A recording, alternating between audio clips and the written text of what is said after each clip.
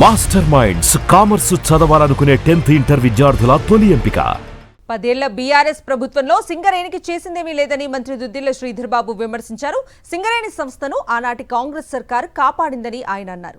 పెద్దపల్లి జిల్లా మంథని క్యాంపు కార్యాలయంలో సీఎంఆర్ఎఫ్ కళ్యాణలక్ష్మి లబ్ధిదారులకు 66,46,320 రూపాయలు విలువ చేసే చెక్కులను పంపిణీ చేశారు మంత్రి శ్రీధర్ బాబు.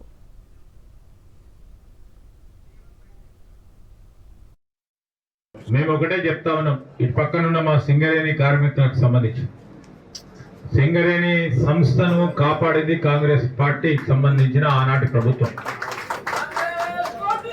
కాలిబెల్లి మాటలతో ఒక పార్టీ తర్వాత ఇంకో పార్టీ వచ్చి ప్రభుత్వంలో ఉండి ఏం చేయలేని టిఆర్ఎస్ పార్టీకి సంబంధించి ఆ కుటుంబంతో విభేదం, ఆ కుటుంబం నుంచి బయటకు వచ్చి ఆ కుటుంబంకి సంబంధించి 10 సంవత్సరాల పరిపాలనలో కాలేదని ప్రధాన పాత్రధారులుగా ఉన్నవారు మాట్లాడుతూ ఉంటే ఆస్వాదంగా ఉంది. హైదరాబాద్లోని రాయదుర్గం భూముల వ్యవహారంలో ఎస్బీఐ తీరుపై తెలంగాణ ప్రభుత్వం ఉన్నత స్థాయి సమీక్ష చేపట్టింది. ఈ వ్యవహారంలో రాజకీయ కోణం ఉండొచ్చని ప్రభుత్వ వర్గాలు అనుమానం వ్యక్తం చేస్తున్నాయి. తెలంగాణకు చెందిన ఎస్బీఐ చైర్మన్ మేనేజింగ్ డైరెక్టర్ చల్లా శ్రీనివాసులు శెట్టిపై రాజకీయ ప్రత్యర్థుల ప్రభావం ఉందని ప్రభుత్వ వర్గాలు సందేహం వ్యక్తం చేస్తున్నాయి.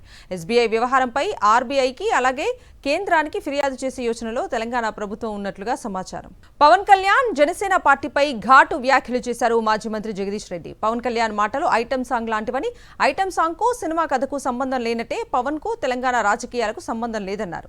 మోదీ, చంద్రబాబు, రేవంత్, పవన్ కలిసి డ్రామాలాడుతున్నారన్నారు. వీరి నాటకాలపై పెద్దగా స్పందించాల్సిన పని లేదని కొట్టిపారేశారు. ఆయన మాట్లాడే మాటలు కొన్నిసార్లు చూస్తే ఈ ఐటమ్ సాంగ్ లాగా ఉంటాయి. సినిమాల్లో ఐటమ్ సాంగ్స్ అని పెడతారు అప్పుడప్పుడు మధ్యలో ఎక్కడన్నా. వాస్తవానికి ఆ కథకు సాంగ్కి సంబంధం ఉండదు. ఆ పాటకి ఆ పాట వరకే వస్తాయి, ఆ పాత్ర వచ్చిపోతుంటాయి.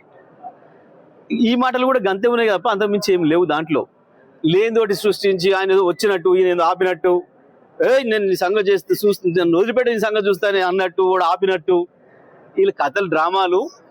ఇద్దరు కాంగ్రెసు, జనసేన, చంద్రబాబు, మోడీ అంత కలిసి ఆడుతున్న నాటకాలు తప్ప ఇలా కొత్తగా ఏం లేదు. ఈ అప్పుడప్పుడు ఇట్లాంటి ఐటెం సాంగ్లు పాడిపోతుంటారు. ఇవి పెద్ద సమస్య కాదు తెలంగాణలో, పట్టించుకోవాల్సిన అవసరమే లేదు నా దృష్టిలో. వస్తాం